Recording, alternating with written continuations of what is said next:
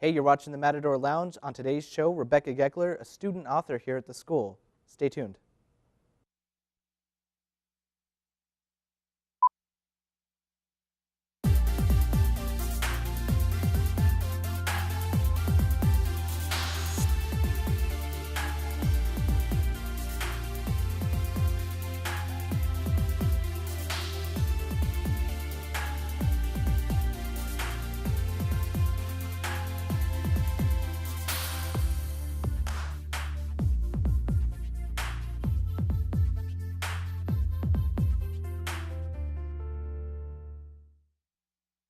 Hello and welcome to the Matador Lounge. I'm your host, Matt Brooks. And I am Ricardo Herrera. On today's show, we've got Rebecca Goekler. She's a student here at AWC, and she has a book that's about to be published. So tell us a little bit about that. First of all, what's the name of your book? My book is called Singing for Life. That's cool. So can you give us a little bit about what it's about?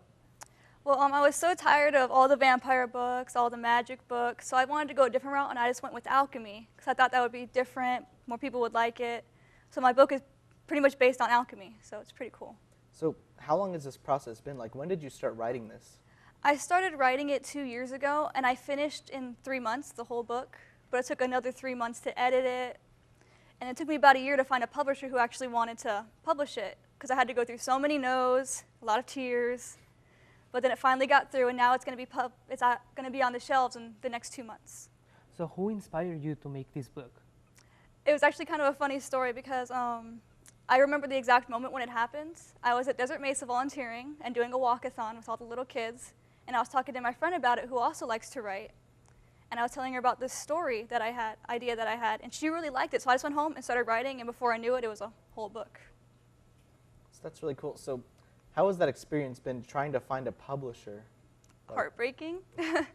You have to go through a lot of no's before you get a yes. So just, it was a really long search to just finally get that person. A lot of times I got discouraged. It's not about self-publishing, but I'm happy that I didn't do that because those books usually don't do that good on the shelves. Well, see, that's really good. You stayed dedicated to it and got it done. So how does it feel that knowing that your book is going to be published? I'm really excited. When I first got the cover, I remember walking and showing everybody what it looked like, and everyone's like, what? I'm like, look at it more. And it was really fun when it first happened, and my publisher got really excited, and I called him, I was like, I love it. It was really fun. So you started running around Yuma and say, oh, man. With like my computer saying, look at it, look at it. So do you remember the exact moment when you found out, when you got the news? I was coming home from work, and I had gotten into my car, and I was checking my phone for my emails, and it popped up, and I just started crying because I didn't think it was real. I went home and showed my mom, and then she was like, that's not real. I showed it on the computer, and then she started crying. So more tears, but they were happy tears, so it was okay. That's really cool. So what is your major here at AWC? My major is English, but I'm thinking about also majoring in creative writing. That's cool. So in all of your classes, do you brag to everybody like, hey, I'm an author? No, because I think you should be modest. It's not really about the author, it's about the book, so. So who's your favorite author? My favorite author is the guy who wrote Wicked. I can't remember his name. But he wrote Wicked, Lying Among Men, Confessions of Ugly Stepsister, all those books. So is that the kind of genre that you yourself like to read a lot? I actually read any genre of book. You hand me a book and I'll read it. So what's the weirdest book that you've ever read? The weirdest book I've ever read? Probably Wicked. That was a weird beginning. So what's your favorite book? My favorite book is actually not Wicked, it's actually The Giver. And I read that in the 4th grade, and I read it once a year every year. So how many books you already read in your life? In my life, any book that I've ever touched, I've pretty much read it. I go, the people at the library know me, they're like, what are you getting this time? I'm like, oh, you know, give me 3 days, I'll finish this 500-page book, it's easy. So how long have you yourself been writing? I started writing, I've been writing all my life, but I really started writing when I got out of high school, and that's when I wrote my first book, so that was when I really loved doing it. So are there any other genres, like, after this book, like, are there any other genres you'd like to also write about, like, kind of experiment with? Technically, I've written 4 books, but I'm only having 1 being published right now, because you shouldn't do that all at the same time. Yeah. Because if this publishing company does really good with my book, I want to go and do them with them again, but if they don't, then I want to find a different one. But it's also really hard to find a company that will publish a certain genre, because some of them don't want to do all of them. So you have to find certain companies. So for other students who are interested in writing and maybe getting something out there, what kind of advice would you have for them? Don't be discouraged. You're going to hear a lot of no's, and you can't expect everyone to love your book. There have been books that I've read that I just hate, and I love books. So not everyone's going to like your book. You're going to get a lot of no's, but you have to keep moving, pushing forward. Otherwise, you're just going to fall back. Well, I mean, I guess that's the case with every book because it's a matter of opinion with everyone, Yeah. so you can't get discouraged from every little thing. Yeah, I've written books that my family doesn't like, and I've written books that they enjoy very much. So, did your book contain something personal for you? I feel so because I base the characters off of everybody that I know. The main character is based off of a friend of mine. The other character who she falls in love with is based off my mom and my brother combined. So do they know about this? Have you told them, or do you think they'll find out as they're reading it? Like, wait a minute. I told them, and they got mad at me. My mom was like, "Why would you base me off of a boy?" I was like, "Because I love you." So like, just a flattering thing, not really though. Yeah, but no, because it's easier to base your character on somebody else because you know how they act, so you can pretty much see your character already instead of having to start from scratch and just make somebody up. Yeah, you've got a full personality already right there in front of you. Yeah. So is there anybody else that you haven't told that you think will read through it and be like, wait? A few friends of mine will figure it out. I think that'd be really cool to do. Be like, hey, this sounds a lot like me. Or they'll be like, "Hey, this sounds a lot like me," and then they'll sue Or me. you'll just get offended. Probably. Wait a minute. So every time you make a new book, you make a new write, you need to find something to inspire you, to make a new book, or you already have it. I'm very creative. I've always just been creative. So whenever I just get an idea, it just pops into my head. I have a little book where I just start writing down little ideas. A lot of them get thrown away, but some of them I pick up and I start writing. So have there been any like specific novels other than the ones that you were sick of that inspired you in your piece here? A book called Shiver. I can't remember the author either, but I really liked how she wrote, and that was actually kind of how I wanted to write my book, from different character point of views and everything. So that was actually how I decided how to write it. So once your book's out on shelves, are you planning on doing any like big signing events here? Maybe, I don't know. Hopefully someone will show up. I'll have my dog there. It'll be great. I think you'd get enough. It's cool enough that we've got somebody, hey, I had a class with this girl, now she's a best-selling author. Probably not. You never know. So what do you think about what differences you see between your book and other books? The difference is, with my book is that I've read it so many times to edit it that like I don't want to read it anymore because I've read it so many times. I know what's going to happen. But because I wrote it, I still feel everything. So it's like really traumatizing to read it again. But then when I read other books, I just get really into it, and I'll actually throw it if something really bad happens. But I won't throw my books. I'm like, no, I made you. I can't throw you. There you go. Well, see, you're always your own biggest critic, too. Yeah. So I can't read it anymore because I'll find something wrong with it. I'll find it. well, and that's going to be like that all the way to the end. As soon as it's published, you'll be like, wait a minute. Yeah. So did you never go and walk around Yuma and start thinking what I need to a new stuff up for a new book? You never do that? No, I do sometimes, but I usually go to the library because it's quiet in there, except for the few snowbirds who cough really loud and talk really loud because they can't hear. But so I do have to leave the house sometimes to actually get some inspiration. So are you involved in any clubs at AWC? Like, we've got a writing club, I know. Have you been No, around that? I've got too much schoolwork that I have no time on my own because I run too, so I have to run and then go back to school. And I also volunteer, so I have no time to do clubs or anything. So you volunteer for what? I volunteer at Desert Mesa, the elementary school, and I also volunteer at the church, and I teach classes. Yeah. What kind of stuff do you teach? Just church classes. Well, what about at Desert Mesa? What do you do there? I volunteer with the kindergartners, so I'm a sub-teacher there. I have to walk them to their classes. I'm a tutor there. So pretty much anything that involves little kids. You have to be used to spit, boogers, blood. If you can do that, you'll be fine. There you go. I've been puked on like twice. It was great. So what kind of demographic do you think you'll have for your book? Probably young adults or teenagers. Don't give them to little kids, please. Don't give it to a little kid.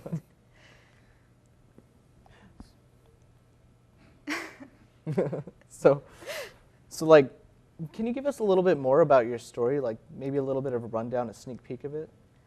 Well, I'm a girl, so I want romance in my book, so of course there's course. romance in it. But it's not fully based on the romance, and it's actually about a girl who has to learn how to live life and actually go through a lot of sacrifices in order to be happy. Don't give it to a little kid. But I like my book. Have you ever write kids books? When I was in the 6th grade, I wrote a book called Dirty Dog, but that was just for a class. So you wouldn't consider publishing that? No. You never know. You might want to refine it someday. Bring it back. Maybe when I'm all super famous. There you go. There we go. That's what I'll do. And Be a then bold move on your part. Now I'm doing kids' books. and everyone will be like, oh my God, what's happening? It'll be crazy. So you don't want to make kids books? There's just too many of them. And in my opinion, you don't need that much of imagination to make a kid's book. So you're going for the more creative stuff. You want to experiment more, put a little bit more of yourself into it. Yeah. And I'm not a little kid, so I can't really write a whole bunch of Yeah. little kids' books. All the different books that I've written on my computer or it's just sent out, they're all completely different from each other. No, they don't have anything in common except for maybe some love.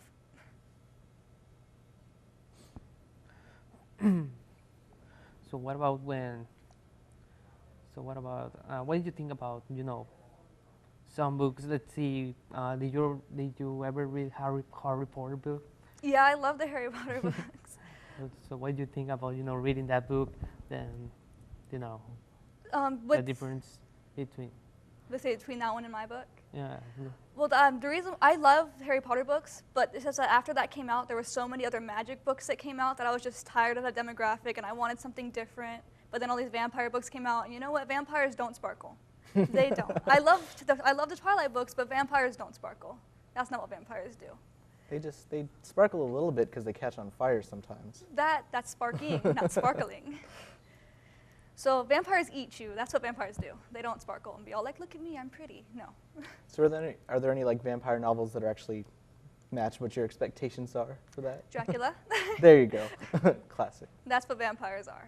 Yeah. What do you think of comic books? I love comic books. I have so many. Now I'm a nerd. So what's your favorite one? Spider-Man. The Spider-Man. people at Hastings know me. Yeah. That's where I get all my comics. So you don't like Wolverine or Superman? I'm into Marvel, so I like Wolverine, not Superman. I'm not into DC. He's too cool. Nothing can kill him except for kryptonite, so.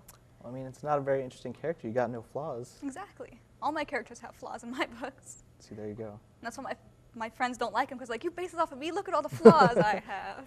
So would you consider yourself a collector of comics? Yeah. I have a whole Spider-Man wall in my room. Did you consider comic books great literature? I do, because you have to be able to think of everything people are going to say, and when you draw it, you have to be able to, people have to know what's going on just by a still picture. So is your main character in your story based on somebody that you know? Yes. It's a combination of me and my friend. She has cold hands like me. There you go. That's the one aspect that they're going to know. Yeah, about When me, they read that's it, cold hands. Wait a minute, that's me. That's what my mom said when she was reading over my shoulder. She's like, she has cold hands. She's just like you. I was like, go away. Exactly.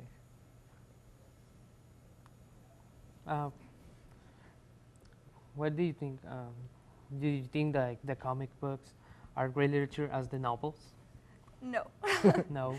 It's a story, but it's not as much of a story as if you're reading, because you have to use your own imagination. And that's why I don't like it when movies come out and they kind of mess up the character.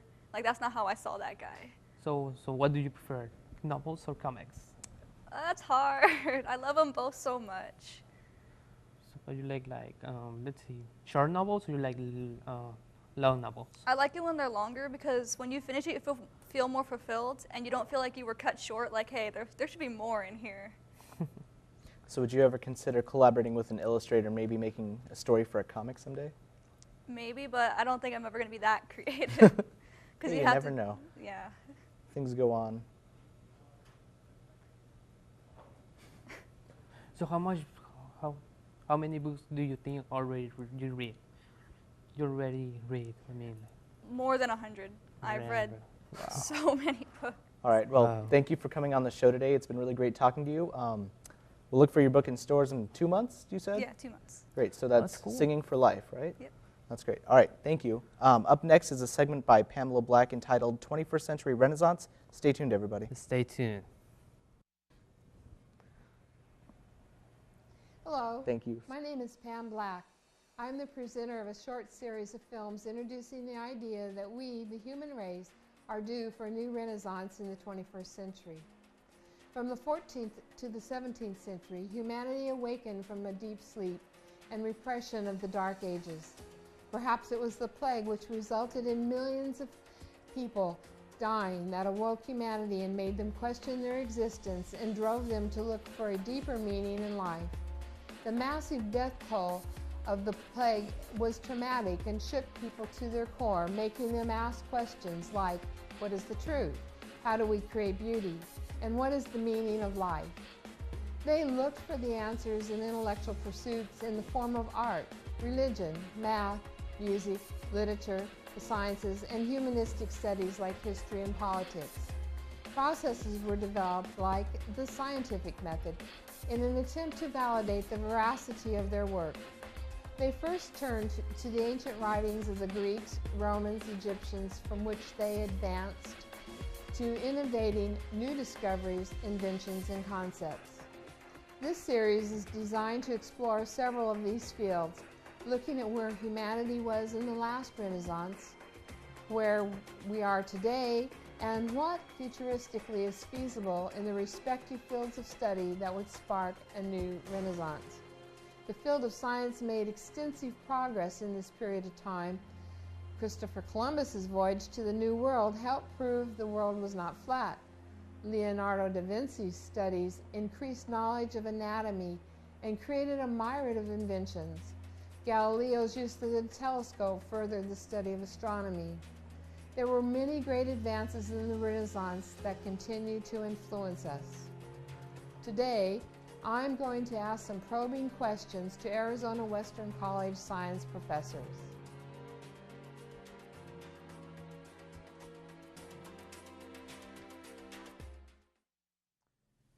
As far as I can think of, the best contribution during that time period would have been the microscope. So, and that wouldn't have come really into development until later in the Renaissance. I think in the late 1600s is when we see the microscope finally becoming an instrument that will be used to really change biology for the next 200 years.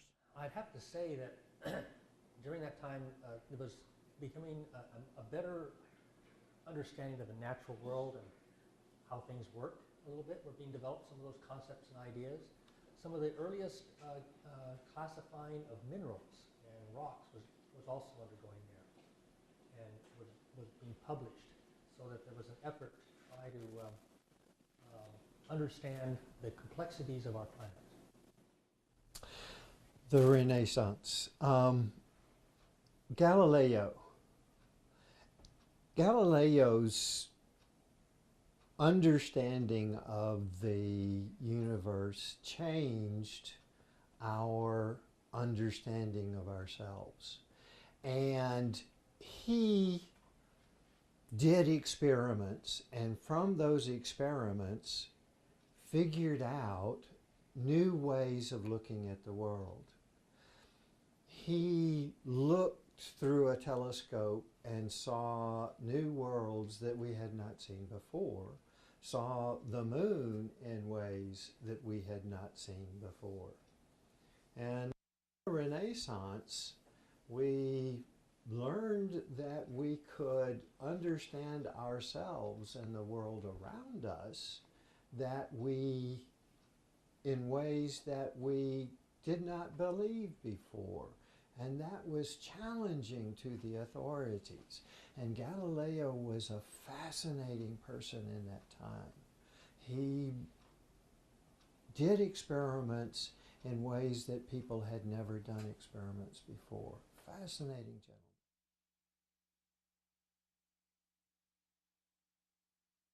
Is your field's current breakthrough?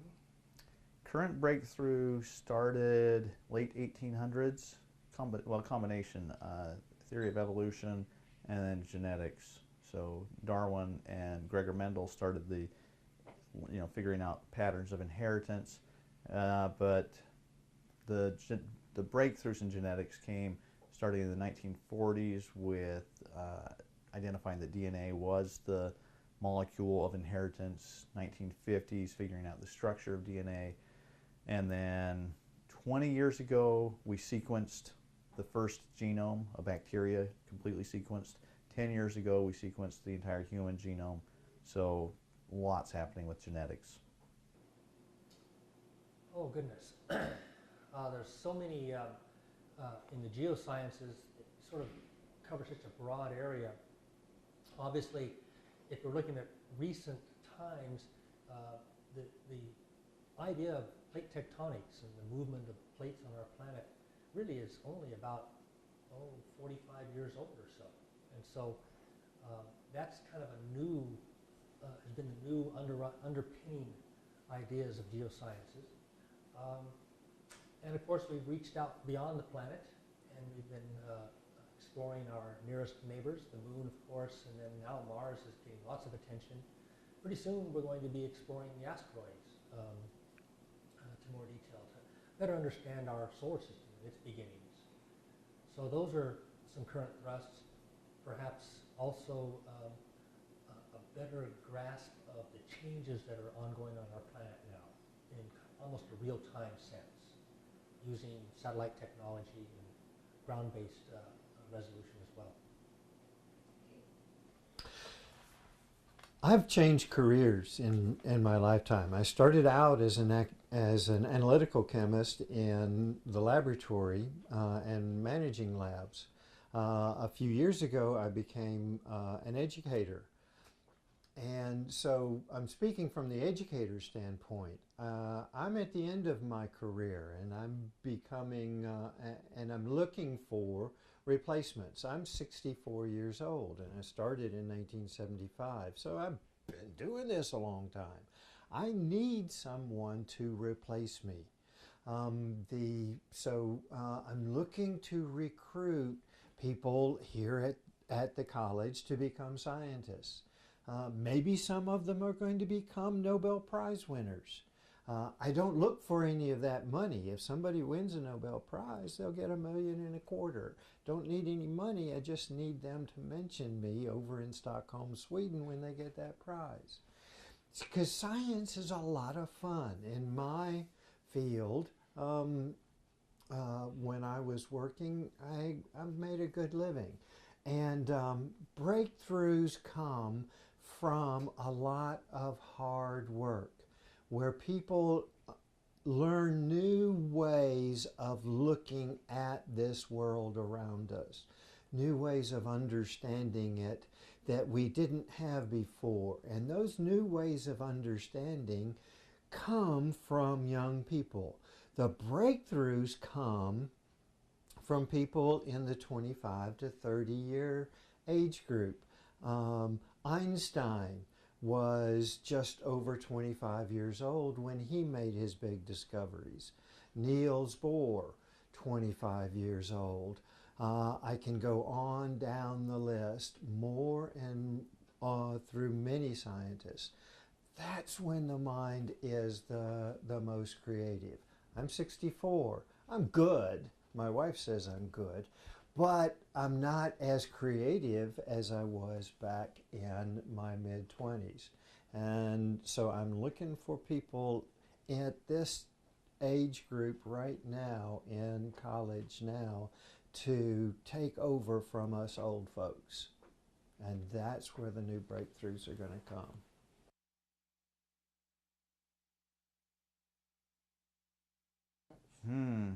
I feel like we are in the middle of a renaissance. Like I said, I think with genetics it started, especially since in the 1970s we've been able to put DNA from one organism into another organism. And so genetically modified foods, genetically modified animals, it's gone beyond selective breeding using traditional means. And then customized medicine, medicine based on your particular genetics. I think we're going to see personalized medicine.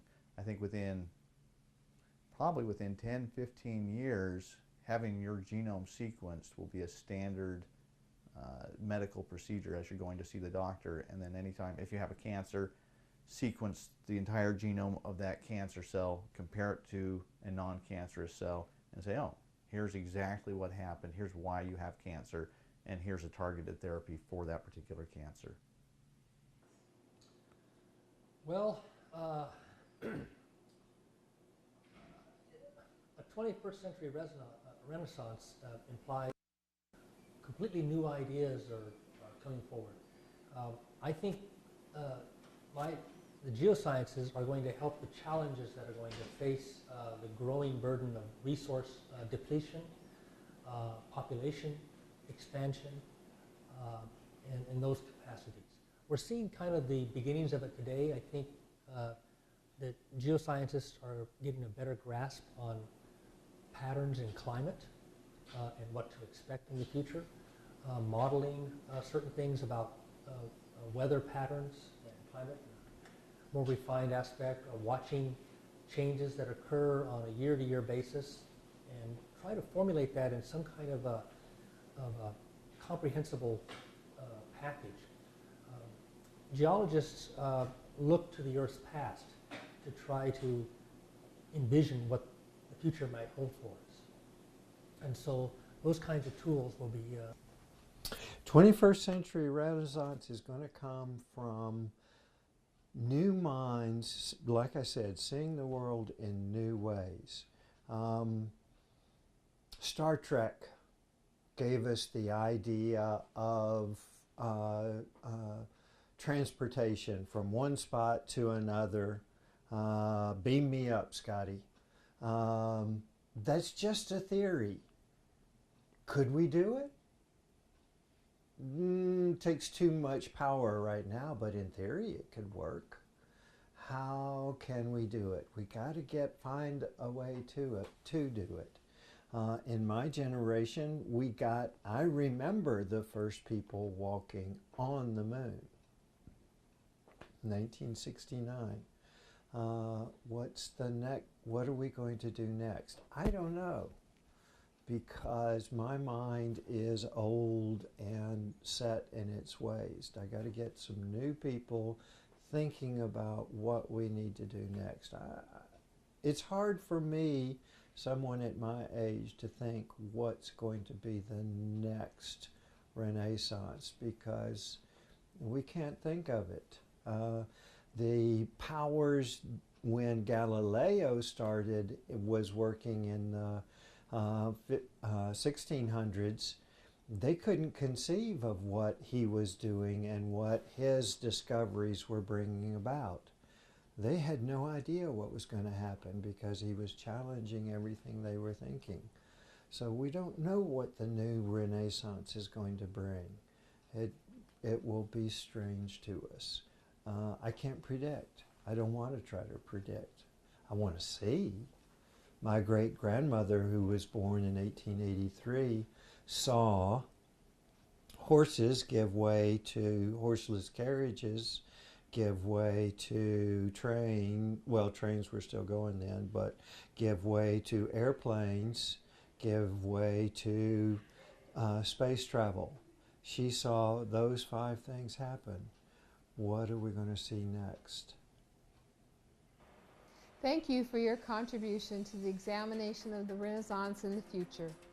I hope that this short review of important relative aspects of the pursuit of knowledge sparks a desire to learn more of the world around you and the desire to be the next great scientist in the 21st century Renaissance.